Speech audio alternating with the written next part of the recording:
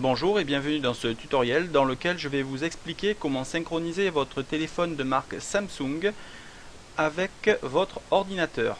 Donc, comme vous avez pu le faire avec un téléphone de marque HTC ou Apple, vous pouvez le faire avec un téléphone de marque Samsung via le logiciel Samsung Keys qui a été créé pour vous permettre de synchroniser votre téléphone avec votre ordinateur et un logiciel comme Outlook. On va aller sur le navigateur internet, on tape Samsung Keys dans Google, on choisit Keys Samsung, donc www.samsung.com/fr/support/keys, voilà, on clique dessus, voilà. On fait téléchargement Windows et c'est parti. Ça se termine. Maintenant, double-clic pour démarrer l'installation. On réduit. Alors français, suivant. Donc on vérifie qu'on l'installe bien où on veut. Donc programme file Samsung Keys, ok, j'accepte la licence. Suivant. Et c'est parti.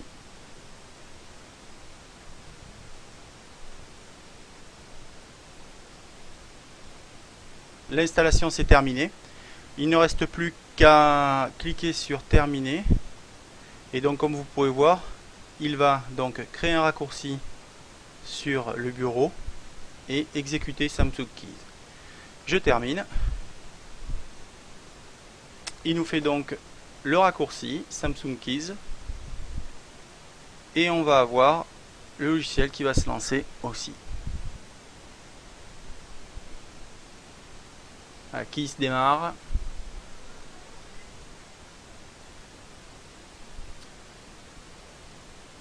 Donc maintenant on va synchroniser le téléphone, bien que je peux vous montrer d'abord certaines choses. Donc dans Fichier, on trouve la possibilité de créer une liste de lecture dans la bibliothèque. Pareil, on peut créer un album de photos, album de vidéos, importer la liste de lecture d'iTunes d'une bibliothèque. Donc on peut faire quand même pas mal de choses. Ensuite, édition, copier-coller, supprimer, déplacer tout, bon, ça on connaît. Afficher liste, afficher des miniatures, donc c'est par rapport aux données que vous avez, ça vous permet de changer l'aspect. Donc si vous passez de liste à miniature, ainsi ça vous permet d'avoir quelque chose de plus sympa et de plus visuel. Ensuite ici, donc vous avez connecté à l'aide du Bluetooth, donc vous pouvez le synchroniser aussi via le Bluetooth si vous avez un portable par exemple, ça marche bien. Restauration d'urgence micro-logiciel, donc c'est en gros si vous avez besoin de remettre à plat votre téléphone, vous cliquez dessus et vous pouvez mettre à jour. Paramètres de mise à jour, donc là-dedans ça vous permet voilà, de définir certaines choses. Donc là ça fera le sujet d'un autre tutoriel. Pour l'instant on va rester plus vague. Ensuite tout ce qui est préférences, donc dedans vous allez avoir la possibilité donc de faire une exécution automatique de Samsung Keys dès que vous branchez votre téléphone. Donc ça vous le cochez ou vous le cochez pas. Veillez à ce que les composants résident dans la mémoire de démarrage du système d'exploitation afin que Keys s'exécute plus rapidement. Donc en gros ça c'est par rapport à Windows 7. Ensuite, ça c'est le dossier dans lequel va être contenu les éléments de Keys. Ici vous choisissez le français. Envoyer automatiquement les informations des journaux du périphérique mobile. Donc ça bon, c'est pas forcément essentiel, donc on peut le laisser décocher. Ici périphérique. Donc vous pouvez quand même paramétrer certaines choses. On va le voir après quand même. Ici aussi, donc ça c'est la version du logiciel. On peut vérifier, donc comme on a vu tout à l'heure, les mises à jour. Donc je clique dessus, lui il va vérifier et là il voit qu'il y a une nouvelle version, donc elle est bonne, donc il n'y a pas de problème. Là il vous avertit s'il y a des nouvelles versions. Donc, on va faire comme ça. Maintenant Je vais connecter donc le téléphone. Bon, comme vous pouvez le voir, là je vais travailler avec un Samsung Galaxy Y, qui est un petit téléphone extrêmement efficace. Alors attention, c'est pas un iPhone ou un Galaxy S2, mais c'est un téléphone qui franchement fait énormément de choses pour son tarif. C'est un téléphone très très efficace, très très ludique, avec un bon Android. Donc comme vous pouvez le voir, le Samsung Galaxy Y ressemble à ça. Comme vous pouvez le voir, il est petit, hein. Il fait 10 cm de haut sur 5 cm de large. Les applis sont très bien. On retrouve la même chose que sur les autres téléphones de la marque Samsung. Il marche avec les calendriers, vous pouvez le synchroniser. Je vais maintenant le brancher, port USB, et ici, mini USB. Voilà, du moins micro USB, pardon. C'est du micro là. Vous voyez, c'est tout fin. Voilà. Je le raccorde. Donc il le voit. Il est en train d'installer les drivers.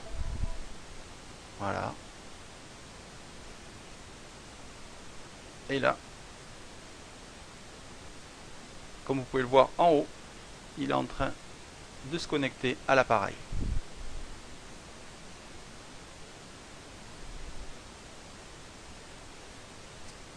Il a installé le téléphone et normalement ça ne devrait pas tarder à démarrer.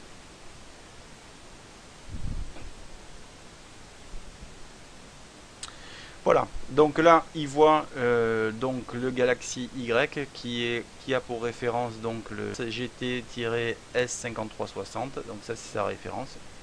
Et ici si je regarde, je vais pouvoir consulter ce qu'il y a dans la musique. Il y a quand même pas mal de solutions avec ce petit logiciel, c'est pas iTunes, ça c'est clair et net, mais c'est un bon produit. Voilà, donc là hop, il y a toute la musique qu'il y a sur le téléphone. Sur le téléphone. Voilà, donc là maintenant ici, donc on a les informations de base sur le téléphone. Il vous donne la capacité de la carte mémoire. Ici vous avez la possibilité de synchroniser. Donc si je clique ici et que je fais synchroniser donc Outlook, je vais synchroniser avec Outlook. En plus de contact, moins de keys, il va vous le mettre aussi dans Outlook. Ce qui est relativement sympa parce que si vous passez sur un autre téléphone de marque HTC ou même Apple, vous pourrez automatiquement rapatrier tous vos contacts dans ce nouveau téléphone sans rien faire, avec les photos, les ci, les ça.